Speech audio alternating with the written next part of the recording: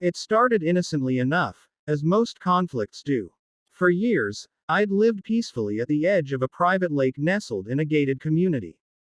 My home wasn't the biggest or most luxurious, but it sat on a parcel of land passed down through generations of my family, land that had existed long before the Homeowners Association ever laid eyes on it. The lake, fed by a spring and kept in check by an old but sturdy dam on my property, was our family's legacy. Over time, as the community grew, so did the importance of that lake. Waterfront views became the biggest selling point for the HOA's multi-million-dollar resort complex, which they had the nerve to build on the opposite side without ever consulting me. That's where the problem started. They viewed me not as a neighbor or stakeholder, but as a nuisance in their picture-perfect plan.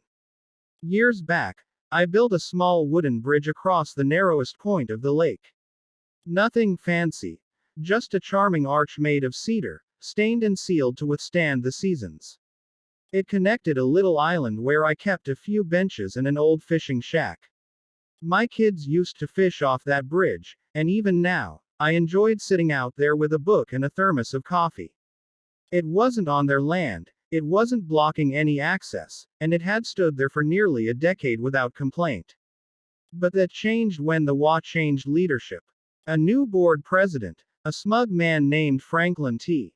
Walsh, moved in from the city with grand visions of enhancing property value and standardizing aesthetics. He wore polo shirts even in the winter and referred to everything he didn't understand as a liability. One day, I came home to find a formal letter duct taped to my mailbox. It wasn't even mailed properly. In bureaucratic doublespeak, it informed me that my bridge violated community aesthetic codes, and posed an uninsured structural hazard. I didn't know whether to laugh or punch a wall. I tried to be reasonable. I attended one of their HOA meetings, held in the gaudy clubhouse with complimentary bottled water and fake granite counters, and presented my case calmly. I showed them maps proving my property line, historical records showing my family's ownership of the dam and water rights, and even photos of the bridge's construction. Franklin leaned back in his chair like a smug judge in a bad courtroom drama and smirked. "We understand your emotional attachment, Mr. Callahan, but the board has made its decision." And then it happened. While I was away for a weekend trip, the HOA hired a private crew to come onto my land. They brought in chainsaws and jackhammers and destroyed my bridge. Not just dismantled, obliterated. The island was trampled, the beams dragged out and burned in a pile at the edge of the community garden like some sort of warning. When I returned, I couldn't believe what I was seeing. It felt like vandalism. No, it was vandalism. But I wasn't just angry, I was insulted. I called the sheriff. He shrugged it off as a civil dispute. I spoke with a lawyer, who told me technically I had a strong case but would need to pursue it through an expensive and lengthy lawsuit. The HOA had a legal team already on retainer. It was a game to them. Wear you down until you gave up. That's how they won. Not with logic or fairness, but with attrition. That night, as I stood by the shore looking at the gaping hole where my bridge once stood, something inside me snapped. Not with rage, but with cold, focused clarity. These people had forgotten something important. They might have governed the homes and roads and parks, but they didn't own the water. I did. The dam, tucked discreetly behind my property, controlled the entire lake's level. My grandfather built it in the 1950s with his own two hands. Over the years, it had been reinforced and modified, but it still worked perfectly. A few cranks and the sluice gate would open wide enough to change everything. I didn't act right away. First, I checked the legal documents, again. The HOA's entire resort, including their expensive dock, beach cabanas, and private lakeside suites, was built on the assumption that the lake would always be full. But nowhere, in any official paperwork, did they secure a legal agreement with me or my family for perpetual access to the water source. No easements, no contracts, just assumptions and arrogance. So I waited. I observed. I watched them throw weddings at their lakefront gazebo, host 4th of July parties with floating fireworks, and rent out their paddleboards to vacationers who paid $500 a night for exclusive lakeside tranquility. I waited until peak season, when the resort was booked solid and dozens of HOA board members were out schmoozing investors with promises of year-round lakeside activities. Then, one quiet morning just after sunrise, I walked down to the dam. I didn't make a spectacle of it.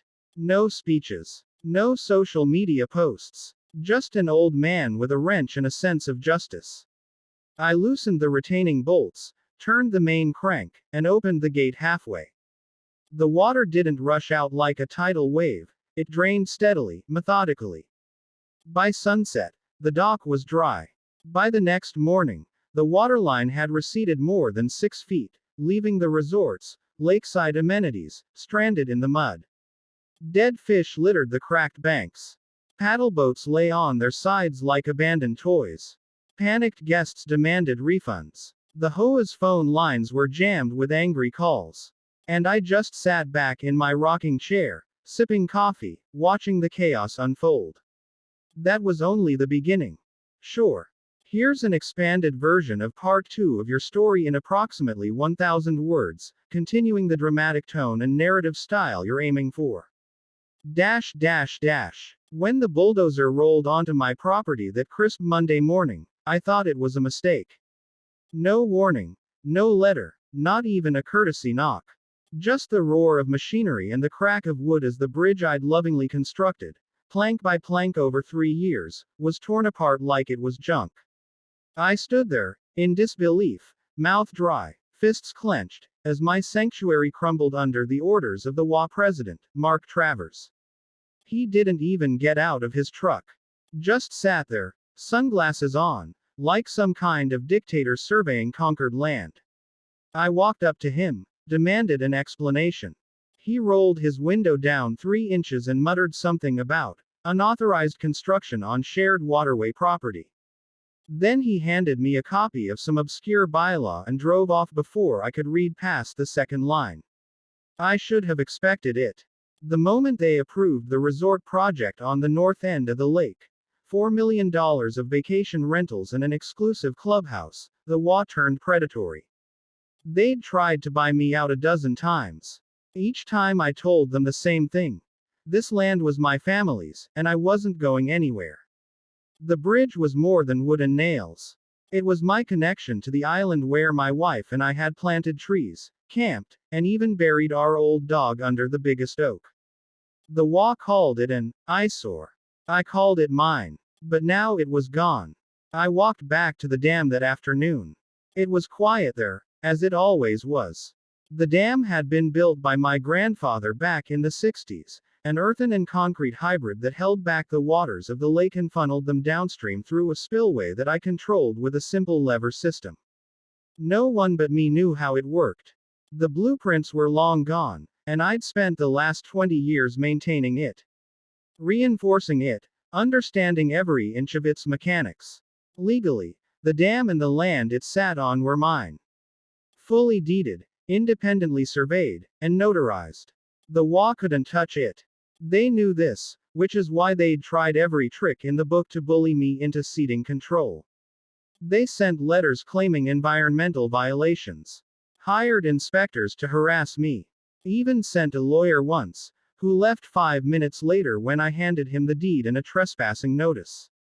I stood at the dam, staring out at the resort's newly finished lakefront cabins, 24 of them gleaming like parasites at the edge of my lake. Canoes bobbed lazily at the shoreline, docks freshly varnished, tiki torches already lined up for some future bonfire night. It looked like a luxury brochure. But it was sitting on a lie. They wanted the lake. They needed the lake. And I held the key. For 2 days, I stewed. I paced the house. Read the HOA bylaws again. Checked the county records. I wasn't looking for a reason to act. I already had one.